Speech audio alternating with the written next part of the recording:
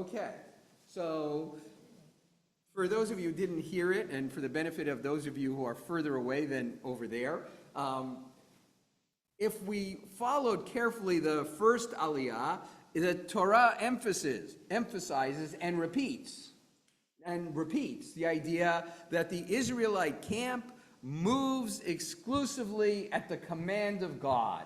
This mysterious cloud, fire, luminous thing that hovered over would rise, and it would move, and wherever it stopped, that's where it would stop.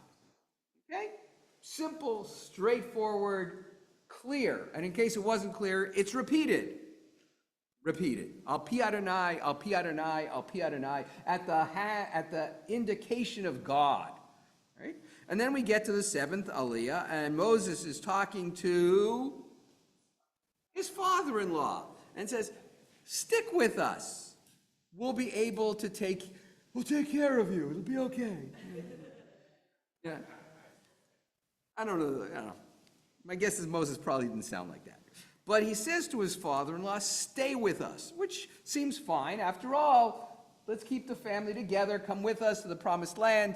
It'll be okay. But what does he say when his father-in-law says, no, I think I'm going to go home. I'm tired. I need to put my feet up. I don't want to wander through the wilderness. I'm going to go home.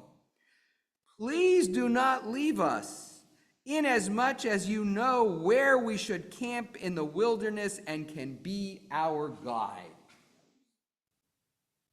On one level, you got to read that and go, word, Sam? Yipes. Yes, it's like, wait a second.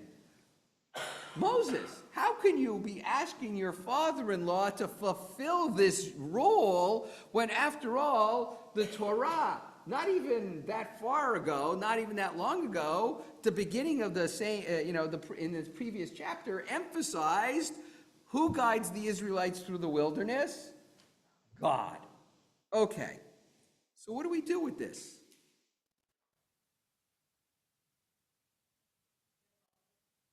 Yes, we start by being puzzled, all right?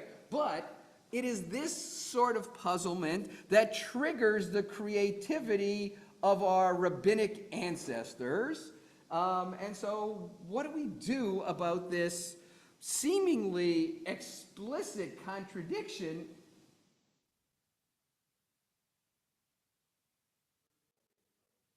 Okay, yes, first and foremost, that we have to say, wait, there's a problem here, and then I have to work towards a response. 1, 2, 3.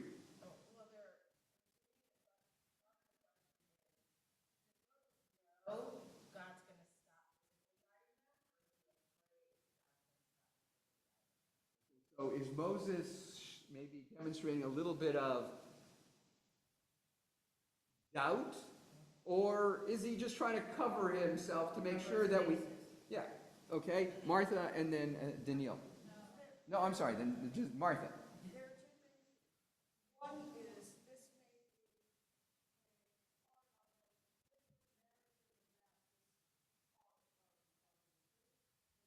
drop in.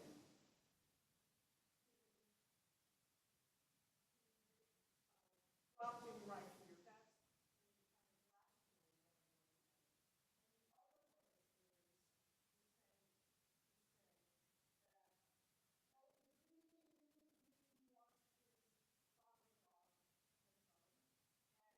mother-in-law is not a Hebrew.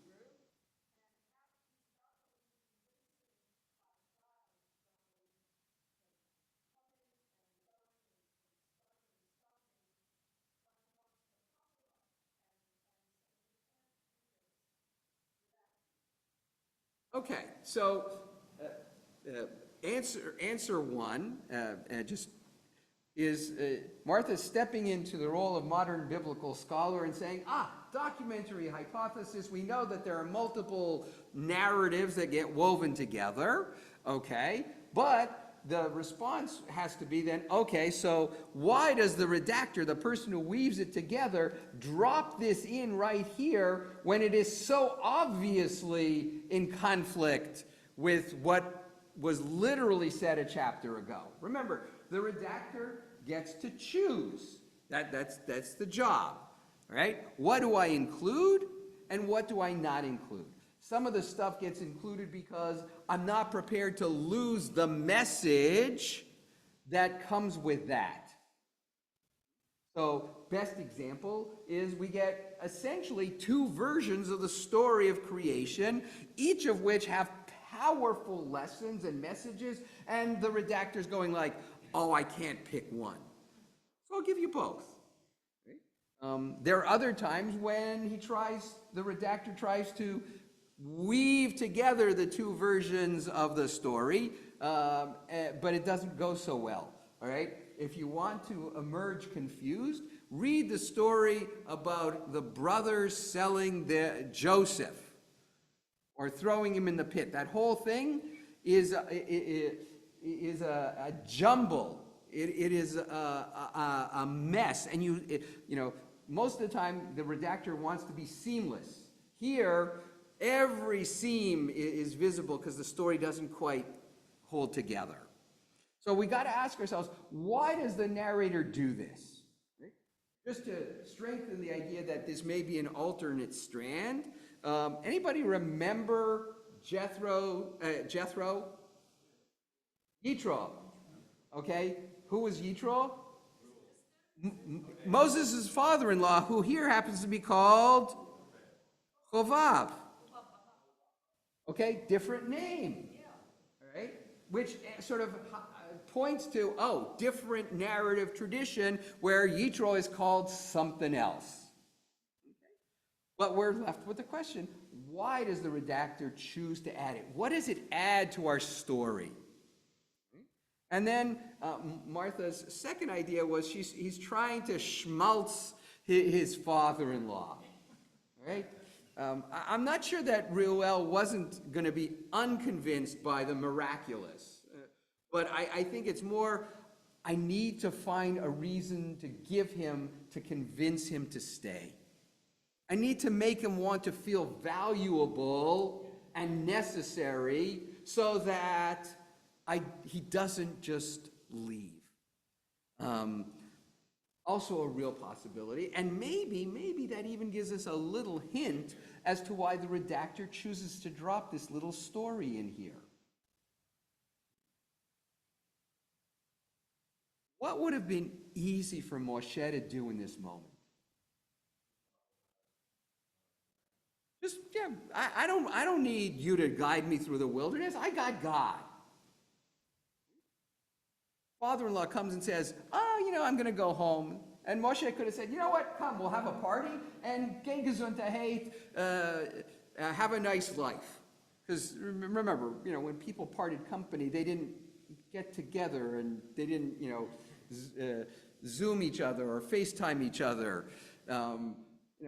Think back to the story of Rivka, when the servant comes to the old country, and when Rivka leaves, she leaves. There's like, we're not going back to visit. We're not going to take summer vacation and go and see the family in the old country. Leaving generally meant leaving. So, make your case.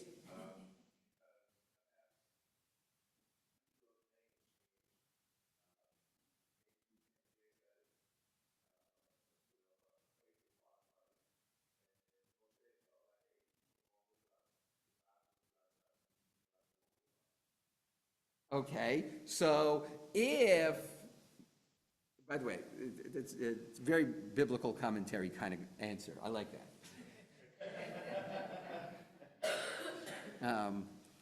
Rashi would have been proud of that one.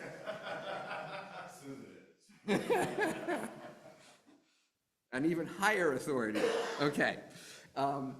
The challenge, however, kind of remains a little bit still in place. Does Yitro need to become a Ger Tzedek? Does he need to convert in order to be part of the Israelite community? Well, hold that thought for a second. Don't take us in a different direction. I want to mine this one a little bit more. Right? In the biblical reality, the Israelites have a lot of what they call a ger toshav, a resident alien. People who can be part of the community, benefit from being part of the community, travel with the community without the requirement of conversion. Are there limitations? Yes, there are certain limitations. Not that many in the greater scheme of things. So, someone like Rashi or later might say, I'm now going to look at this through the prism of my reality today, wherein ger toshav, resident alien, is not an operative category in the Jewish world, though intriguingly in the last generation or so, there's been actually a whole lot more conversation about introducing or reintroducing the idea of a ger toshav as a way of more formally embracing non-Jews who choose to become part of our community, either by personal choice or through marriage, and to give them a less nebulous status. So it's an intriguing chap, worthy of our medieval commentators. But now I'm sort of going to turn to Beth and say, okay, what was your other take? I'm curious. Well, actually, complement to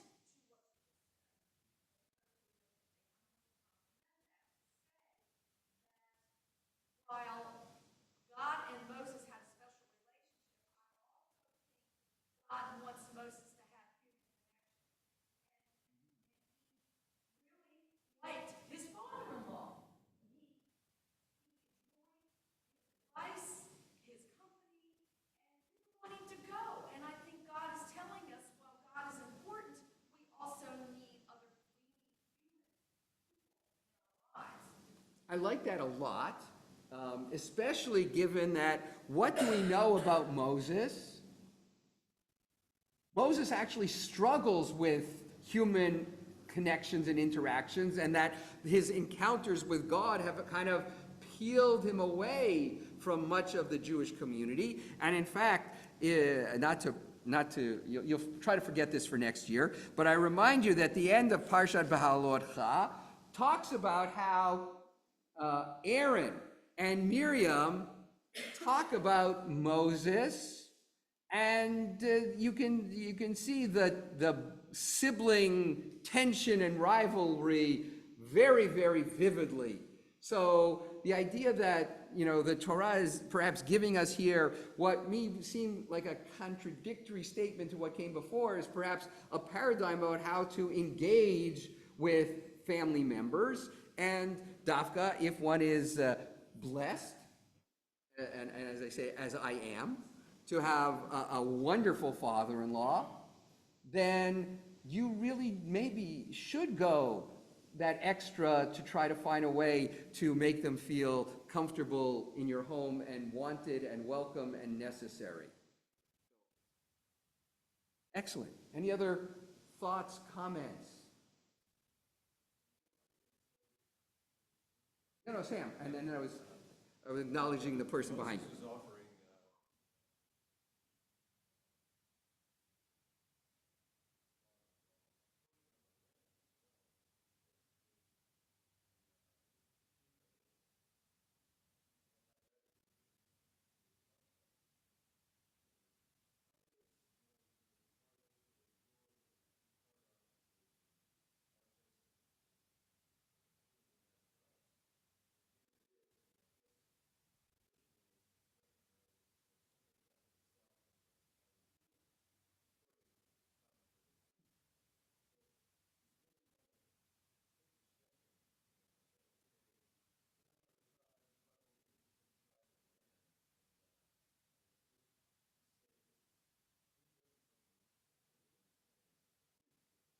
you'll get a piece of the pie.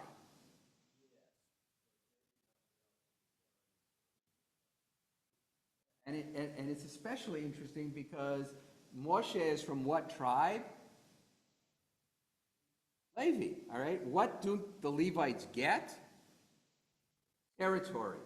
They get places to live in each of the tribal territories, but they don't get territory, so it's all the more so a kind of an intriguing offer that he's making. There's a guy in the Jewish space, which I find fascinating. But I'm also reminded of a recent, several months ago, speech given by Harvard about the current state of in the country. And one of the points he made, along with, yeah, we got to know who our enemies are, he said, Jews typically have done a poor job of recognizing and embracing who our friends are. And this scenario reminds me of that.